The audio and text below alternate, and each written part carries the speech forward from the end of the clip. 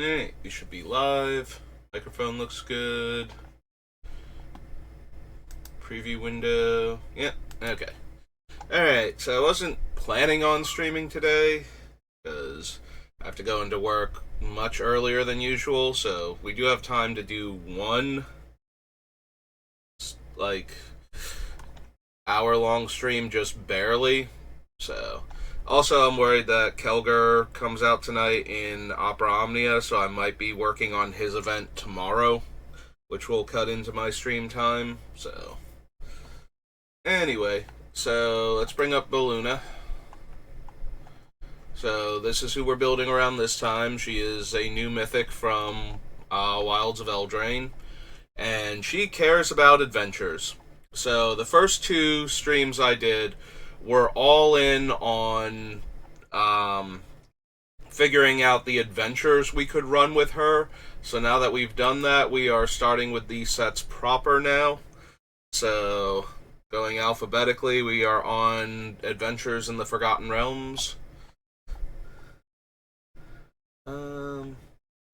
So, things that return an instant or sorcery are going to be a lot lower on this list because if you have to target them, adventures are whatever the main card is, and that is always the permanent type.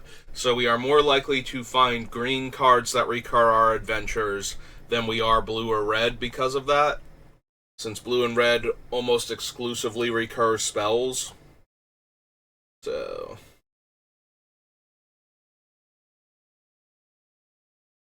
there is a slightly better incentive towards bounce also, especially when it can hit our thing, since bouncing a creature with an adventure or an enchantment or artifact with an adventure on it lets us recast the adventure before recasting the permanent that it was attached to.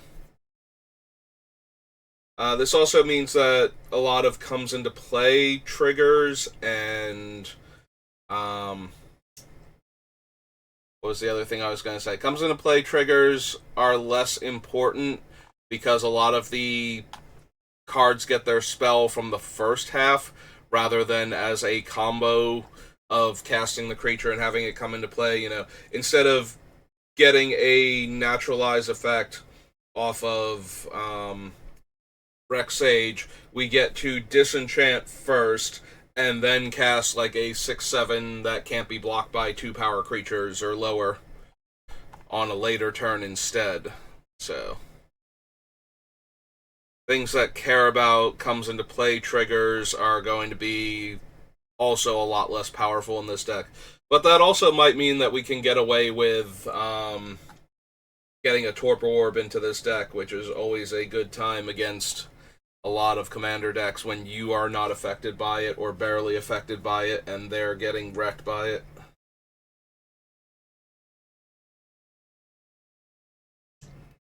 Mm.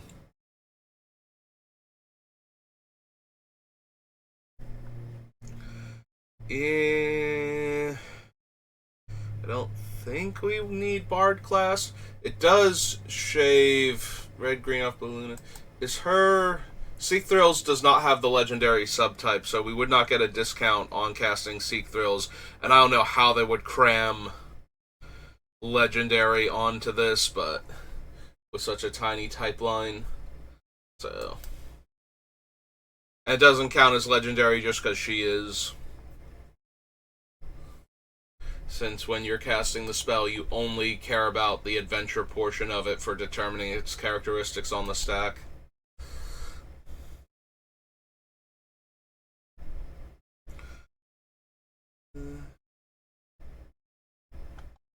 Yeah, it's not super great in our deck.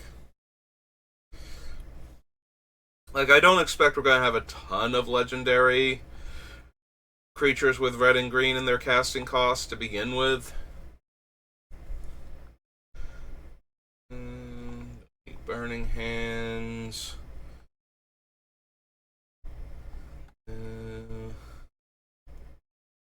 Doubtful. Contact other plane. Delina.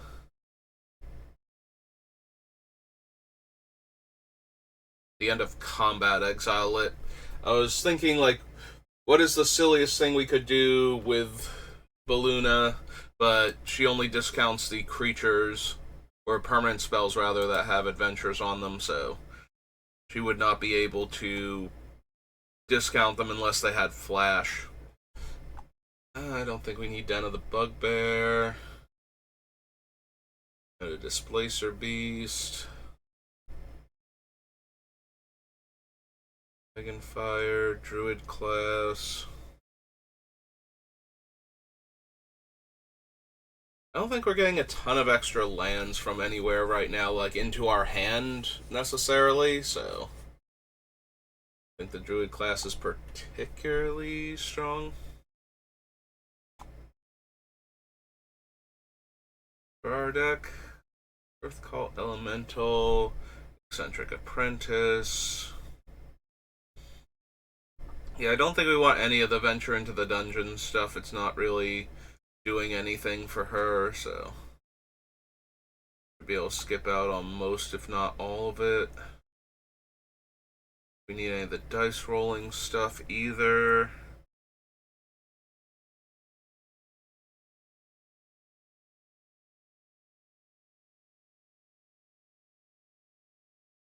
Frog Hemoth.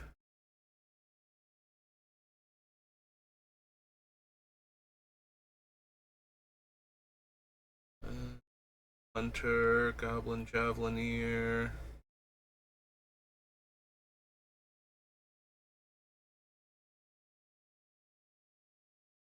Grazlex. Grazlex is interesting. I did say I was interested in bounce effects for their potential. And Grazlex certainly fits that bill. Alright. I'm down to consider him, so Forgotten Realms.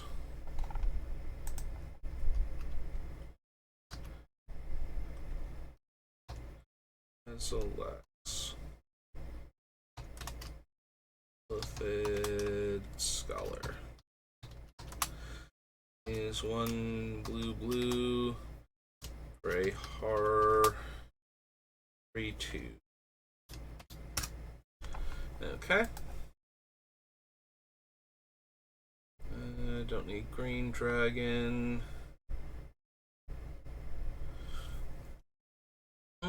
Gretchen's fine, but not anything I'm super interested in.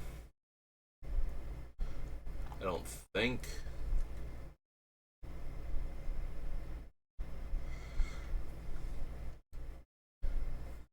Guild Thief, Hall of Storm Giants,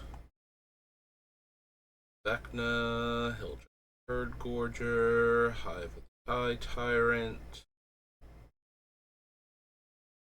Arno.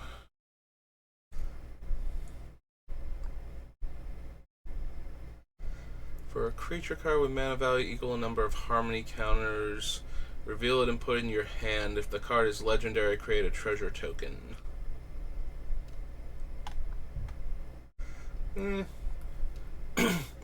Repeatable tutor to the hand is actually a little more interesting in this deck. Like, we already have Beluna's Adventure to find a bunch of other adventure cards, but that can only get things that are on top of our deck. That being said, it is 4 mana to tutor, which is a little bit pricey.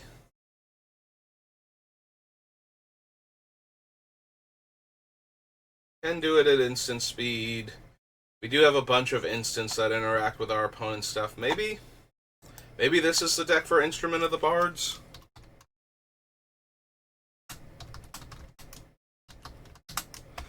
It does require a bit more knowledge of the deck. Like, this is a card that gets super awkward if I haven't played with the deck in a few months, and I forget what the casting costs are on certain adventure creatures.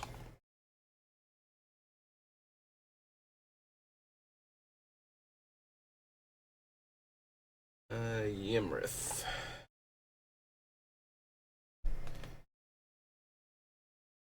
This combat damage, draw a card.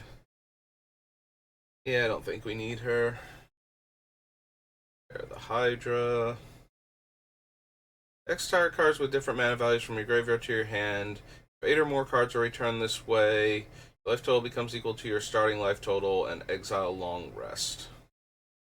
That's 11 mana just to get our life total back. I think we can do better for returning a bunch of cards from our graveyard to our hand.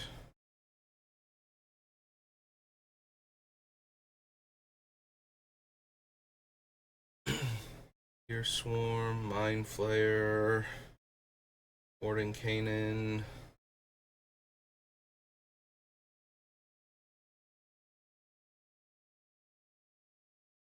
Neverwinter Druid. Ogre Jelly. Old Gnawbones. And this may only cast dragon spells or activate the abilities of dragons. 7 cards reveal a dragon, put in your hand, the rest on the bottom. So we do have a fair number of dragons. I think we only have like 4 or 5, honestly.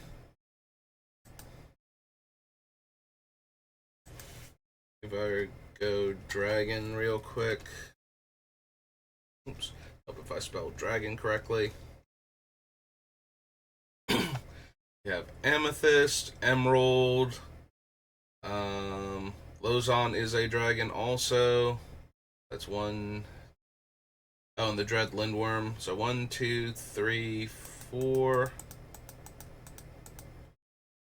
Sapphire's 5. Sword Coast is 6.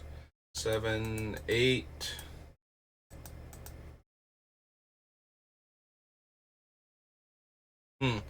Right, all of our dragons are from Baldur's Gate, and we have 8 of them right now. Alright. Not unreasonable, but I don't think we're getting many more, if any more. Unless I add in a bunch of other random dragons that are good in our deck somehow.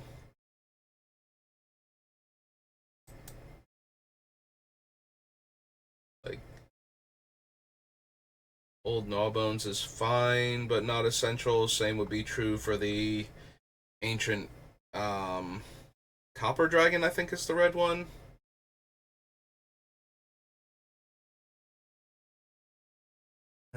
Destroy an artifact or make a treasure.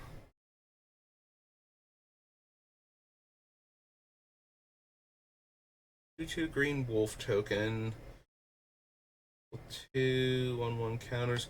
So interestingly enough, because of the adventure aspect of the creatures, we would rather be able to cast either anything off the top of our deck for future side effects, or the instants and sorceries for much the same reason. If we cast the instant or sorcery, we would get the adventure and then be able to cast the creature anyway. Whereas if we can only cast the creature spell, we lose the option to do the adventure. And that does work. Because it's giving you permission to cast, it's not trying to target it. If the card on top can be cast as in, specifically as an instant or sorcery, like, has that type, not, cast a spell only when you can cast a sorcery or has flash or anything, that doesn't work. But if you can specifically cast it as the spell type instant or sorcery, and you're being given permission to cast instants and sorceries from that location, you can cast the adventure portion of the permanent on top of your deck. But if you try to target it in another zone, it only counts as a creature, or whatever other permanent type it is. Most of them are creatures, but we do have a few ones that are artifacts or enchantments now. So yeah, we don't want Ranger class, but we might be interested in the one that we also had in River, where we were casting instants and sorceries off the top and could pay mana to exile the top card of our deck if we didn't like it or couldn't cast it.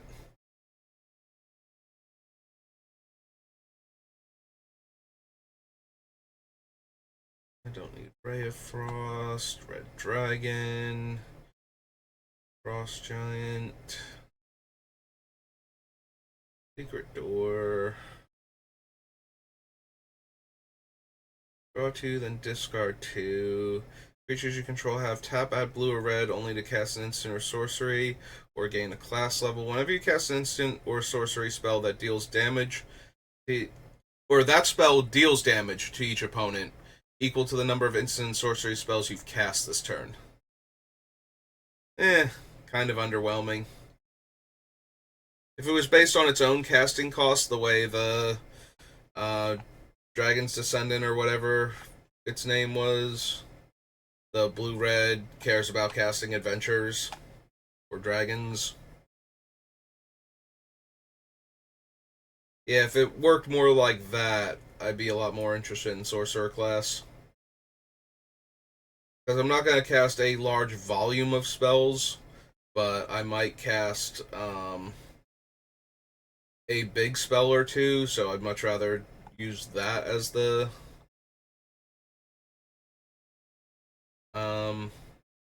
thing that it's looking for, rather than number of spells cast. Yeah, I don't think we need any of these. Deck of many things. Return a card at random from your graveyard to your hand. Draw 2 cards. Put a creature card from any graveyard onto the battlefield under your control. When that creature dies, its owner loses the game.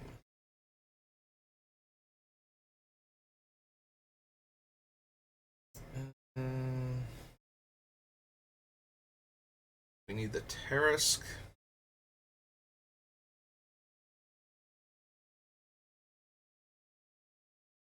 Tiger Tribe, no.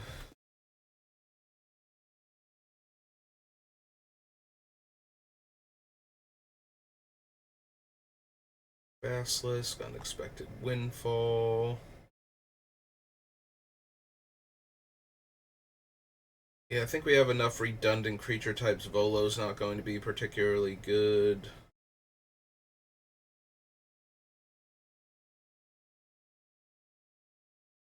Pack Leader.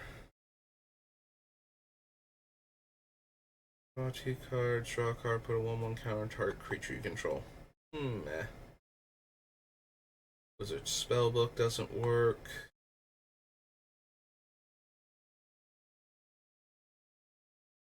Zorn. Yeah, block +3/+1. I did skip over the come to a river. First Idol. Find some prisoners.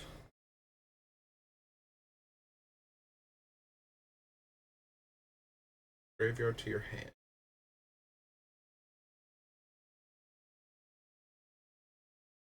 Yeah, I don't think I need either of those.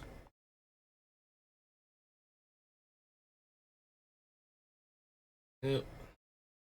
Pair of Goblins, no. Monty's, Alto's, Dungeons. Get +1/+0 in haste, make a devil token, get an emblem at the end of the first combat phase on your turn, untap target creature you control, and get an additional combat step. Nope. Alright, so that was Forgotten Realms. Now for its commander set.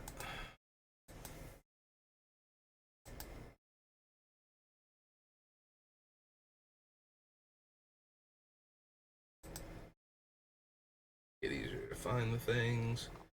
Oh, right. This one is weird for some reason. Alright. Time to go Scryfall then. Alright, so we are blue, red, green. The set. I believe they do it Forgotten Realms, right? Forgotten Realms Commander. There we go. And search with those. And organize by set number. Alright, we have the Commander of Rondris. Dealt damage, you may create a 5/4 red and green dragon spirit creature token with when this creature deals damage, sacrifice it. Whenever you roll 1 or more dice, you may have Rondris deal 1 damage to itself.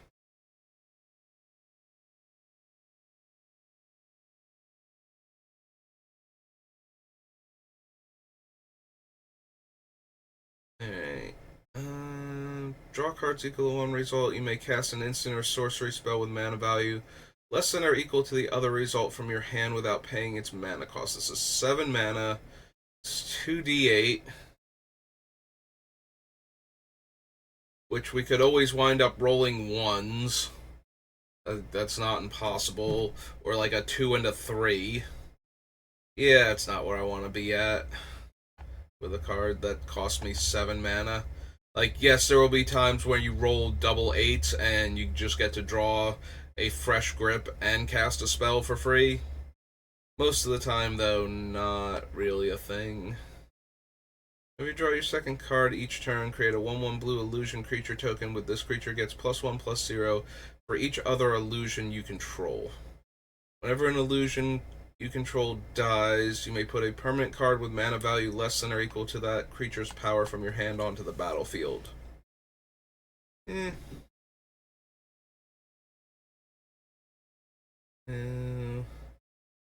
Another target creature you control until Phantom Seed leaves the battlefield.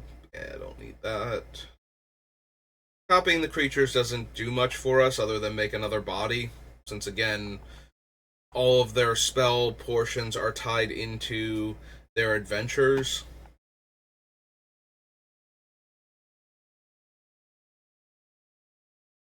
Or no. Choose any number of creatures. They block this turn if able. I choose which creatures block this turn and how those creatures block.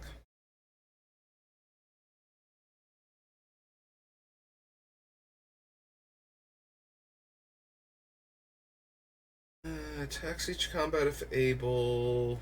No. Whenever equipped creature is dealt damage, it deals damage equal to its power to target player or planeswalker.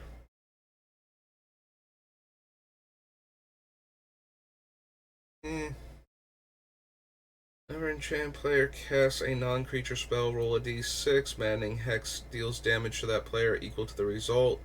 Then attach Maddening Hex to another one of your opponents chosen at random. Reckless Endeavor deals damage equal to that result to each creature, then create a number of treasure tokens equal to the other result.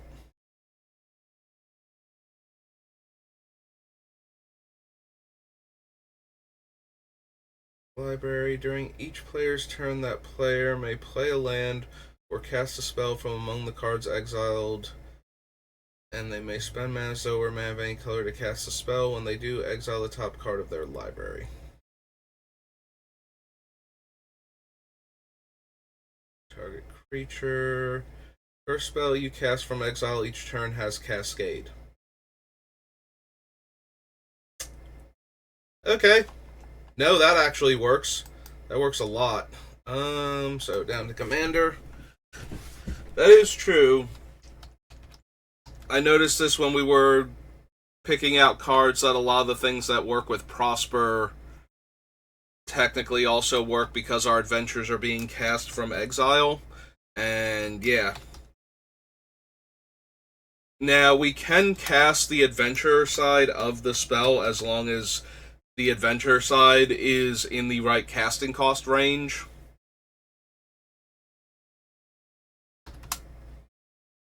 I am trying to remember. Oh, hang on a second.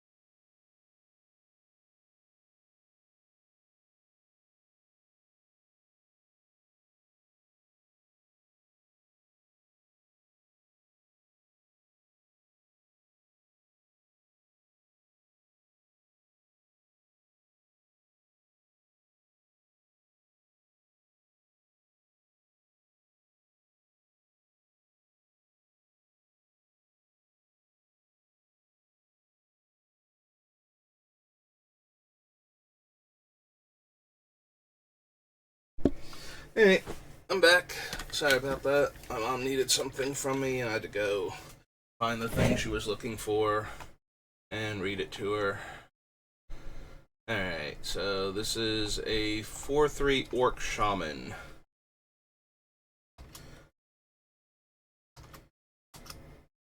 Orc Shaman 4/3.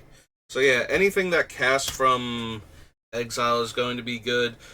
We do need, if we cascade with something, I believe the creature spell has to meet the requirements before we can choose to cast the adventure, but I'm not 100% sure if it can see the adventure while we're cascading. I know we're allowed to cast the adventure if we are allowed to cast the spell, as long as the adventure mana cost also falls within range.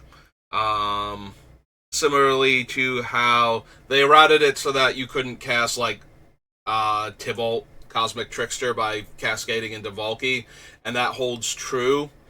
But I believe the creature itself, or the permanent spell itself, needs to fall within the cascade range before it counts as a card with lower mana cost, and then we can cast the adventure portion if we want to, as long as that is also within range. So. Oh, whoops, this is Commander Legends, not Commander. So cut that. Go to the next Commander thing. There we go. That's better.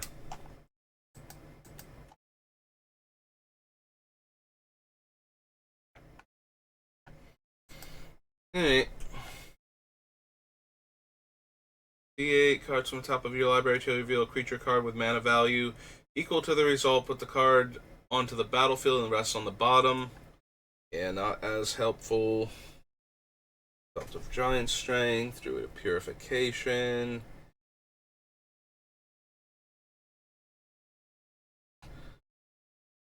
And creature gets +3/+3. That. Don't need Everwinter Hydra. Roll a d20 and add the total mana value of those cards. Return those cards to your hand. Return those cards to your hand. You gain life equal to their total mana value.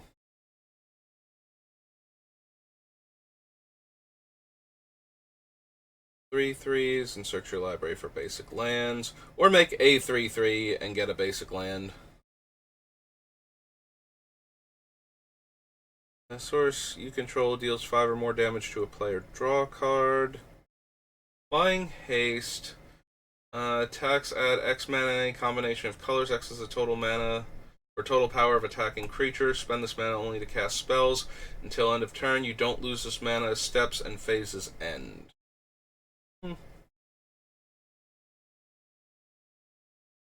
X damage to each creature without flying. Destroy up to X target artifacts and or enchantments.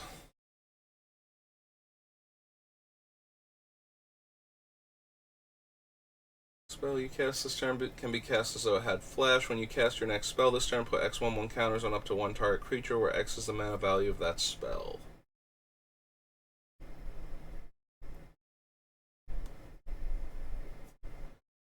Nope. Full Purse, Clay Golem, Opponent Pouch, Ebony Fly. Nope, okay. Forgotten Realms to Aether Revolt.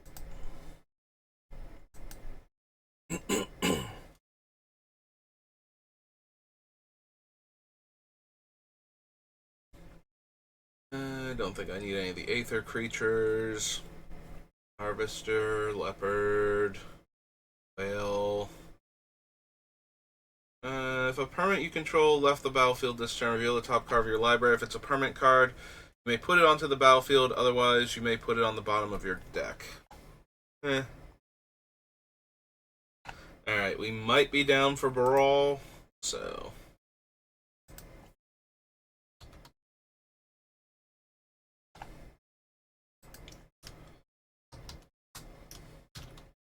Chief of Compliance.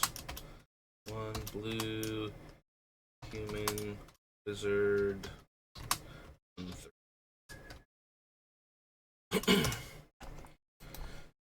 Do we want his expertise? So we bounce up to 3 artifacts and/or creatures, and then we can cast a spell with mana value 4 or less from our hand. So if we bounce one of our own creatures that has an adventure, we could cast the adventure if it's cheap enough to get that value again for free off of Baral's expertise. Or we can just bounce 3 things and cast an adventure from our hand, ideally. Or at the very least, like one of our other spells that we want. Maybe? Like, actually maybe?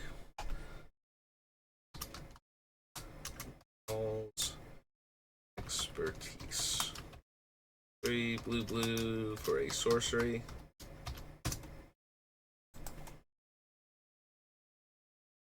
Revolution, Cogwork Assembler, Dreadnought, new.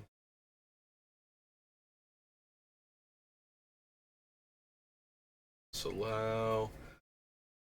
I don't know how much room we're going to have for counter spells.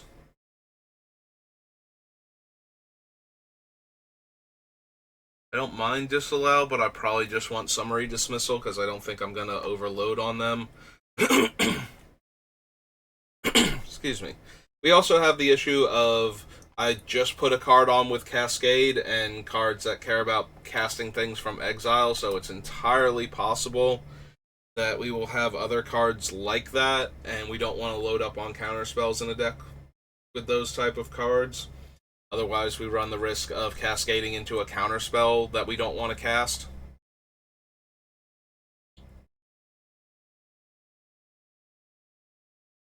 Back to owner's hand.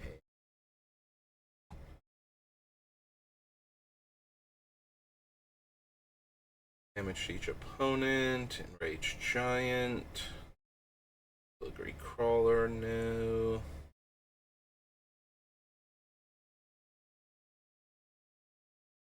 Aether Heart. Liberator.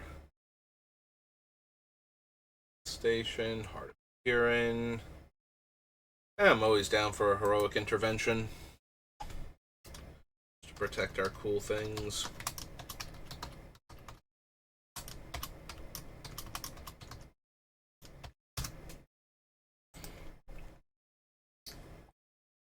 Europer, Ice Over, Illusionist Stratagem.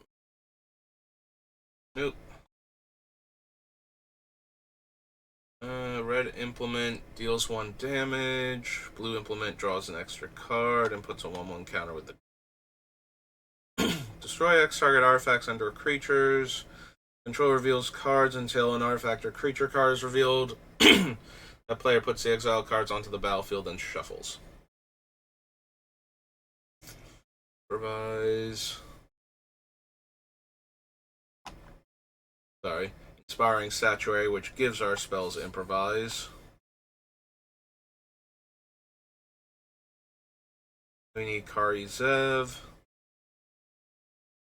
Her expertise. Craft. Cavalry. Bestiary. Well, we do have a lot of spells that are technically creatures at some point when we cast them. We won't get to draw the card off of casting the adventure. Again, while it's on the stack, it looks at that to see what it should be. But when we do cast the creature spell, which most of them are, we get to pay a green and draw a card. And we get the free scry, too. Hey. Life Crafters. Bestiary. Bestiary. There we go. It's a 3-drop.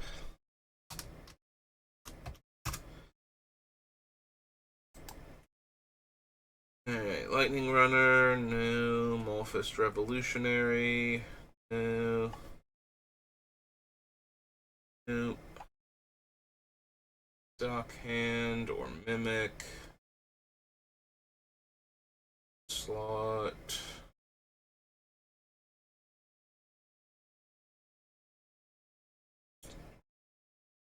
Paradox Engine's banned. Also, I don't think we would need it anyway. This doesn't seem like a Paradox Engine deck at all.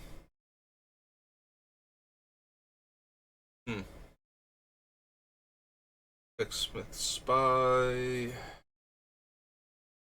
Intruder. Release the Gremlins.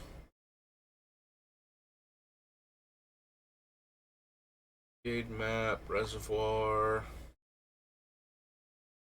Alright, draw cards equal to greatest power among creatures you control. You may cast a spell with mana value 5 or less. We don't have a ton of high power creatures, though. Like, we'd probably be drawing, at most, like, 4 cards consistently. We do have our commander, so it's pretty easy to get the 4 cards. But I don't think we have a whole lot stronger than her on this list right now. We have a couple of dragons, but most of them are still in, like, the 4 power range, so...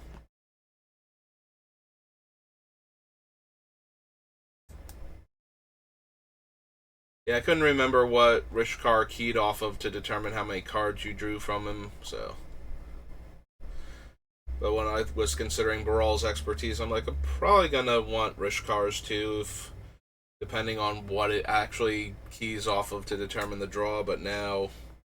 I think power's not where my deck is at strongest. Casting cost would have been much better for this deck, I think.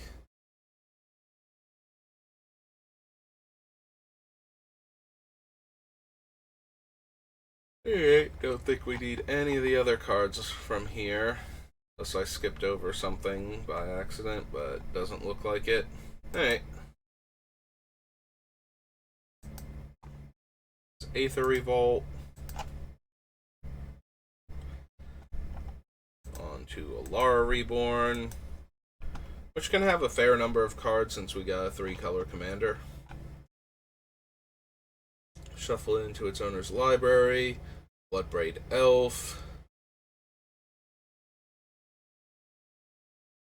Is a little bit awkward because most of our spells are not in the 3 range on the permanent side. I'm actually kind of wondering about that right now. Real quick. Hop back over here. Play. Where's the card date rules? Okay. Comprehensive rules. Document.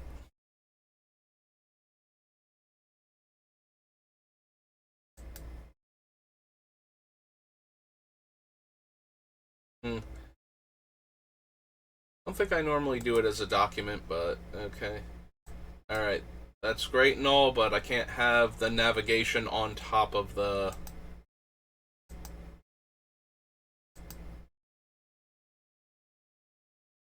Because I can't read the stupid thing now. Oh my god, what are we doing? Why is it all the way over here? Alright, hang on. Let me try a different... Let me try the PDF format. There we go.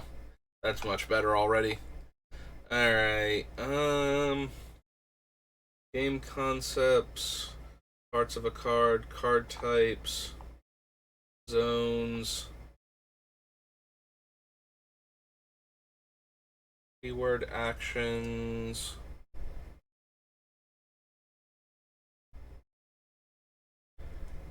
turn-based actions, flipping a coin, rolling a die, turns, the monarch, the initiative, cards, leveler cards, double face substitutes, sagas. Alright, let's go to the glossary then. Find Cascade.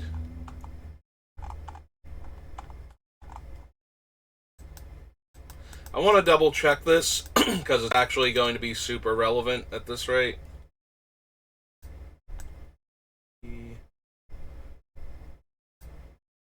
F E B, almost there.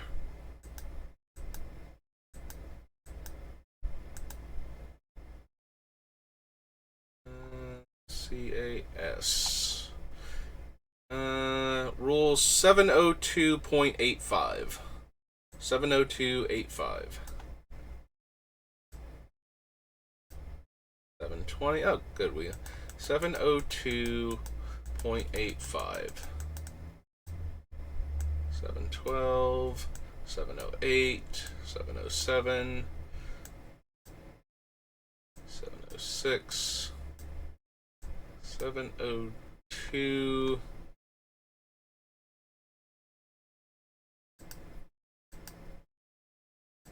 0.8.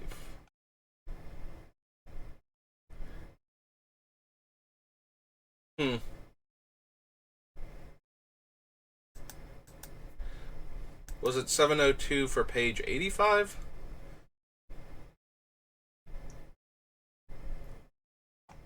Alright, hang on.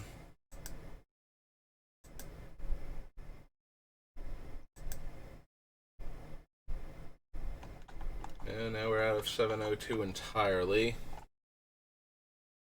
Back up for Mirrodin. Alright, it should be on here somewhere, and should be higher up, because we're in, like, more recent things that would have gotten added. 702.085, maybe?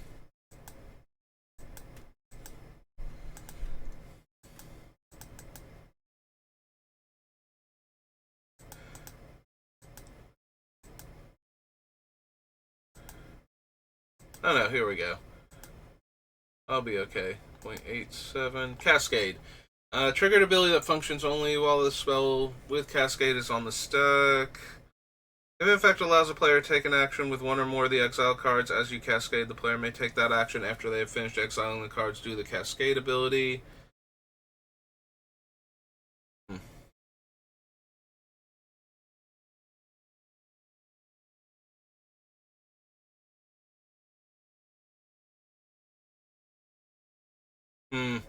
That doesn't actually clarify anything. It explains Cascade, but it doesn't explain the interaction that I'm looking for.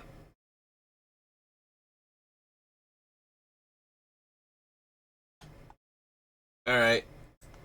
Let's try adventure cards then. See if it explains where their casting cost is at all times.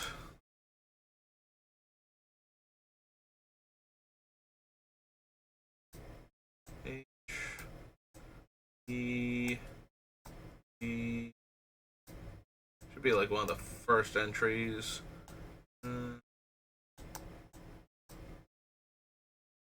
Abandon. Ability, absorb. Adventure card. See rules 715 adventure cards. Alright. Too far. 715. 701. 702. Still 702.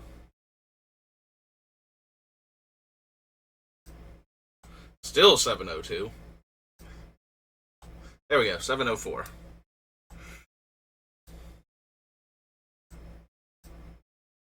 712. 713. Too far. 715. Adventure cards. Text that appears on the inset frame on the left defines alternative characteristics that the object may have while it's a spell. Card's normal characteristics appear as usual, although with a smaller text box on the right.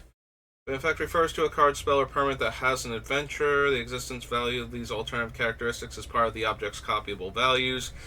Are printed with multiple sets of characteristics. Each adventure card is only one card. As a player casts an adventure, they choose whether to cast the card normally or as an adventure. When casting an adventure, only the alternative characteristics are evaluated. As only the alternative characteristics. If an adventure spell is copied, if putting a spell that was cast as an adventure into its owner's graveyard, as it resolves, its controller exiles it for as long as that card remains exiled. Every zone except the stack, and while on the stack, not as an adventure card has only its normal characteristics. Alright, so I think that's the one that we care about the most.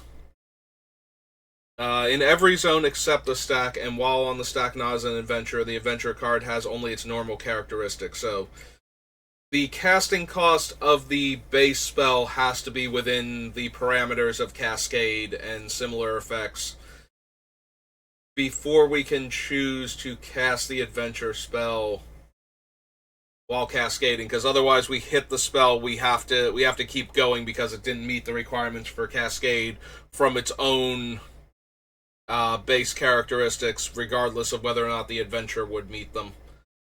Alright. I'm as satisfied as I can be with that particular bit of game tech. So yeah, we have to cascade into a 3-drop spell.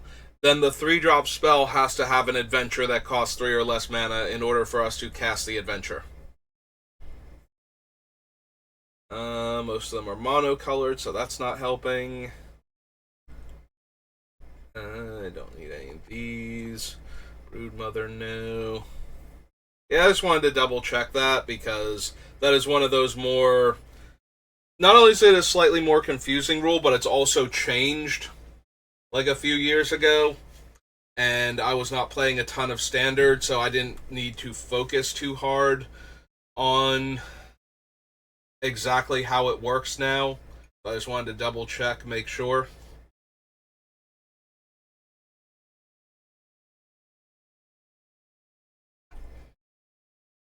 Gorger Worm, Lore Scale Quaddle.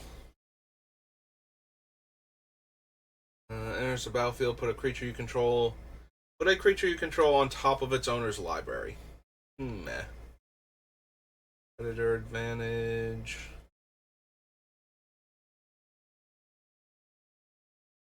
Rock Sprute.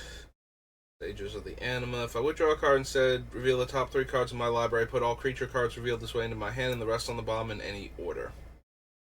Is alright, except that I can never get my non-creature spells at that point, and we're not that all in on creatures. Deals damage to an opponent, you may draw a card. This is more the type of thing, like if this was legendary, I might put adventures in the deck because it can hit them as creatures, but then give me spells I can cast instead. But since we're going the other way around, I don't think it actually does what we want it to do most of the time.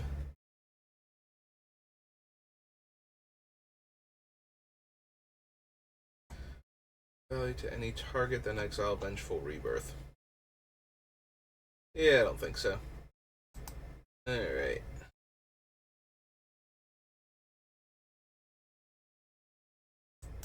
Alright, I think I need to call it there. We're only at like the 50-minute mark, and I did take like the 5 minutes to answer the phone, but I also have to be to work in about an hour, and I need to get ready, so we're going to call it there. I had enough time to do a quick stream, and yeah, we spent a bunch of time in the comprehensive rules too, but I think that was necessary to make sure I knew what I was talking about with Cascade and Adventures before I start putting too much effort into that sort of thing. And it would have determined whether or not a card like Bloodbraid Elf, which has a much lower mana cost, would be viable in the deck. And I don't think it is. We need to be able to hit the higher casting cost so that we can cascade into these spells that we would want to. So that's going to do it for me for this one. Thank you for watching, and I will see you next time. Have a good rest of your day.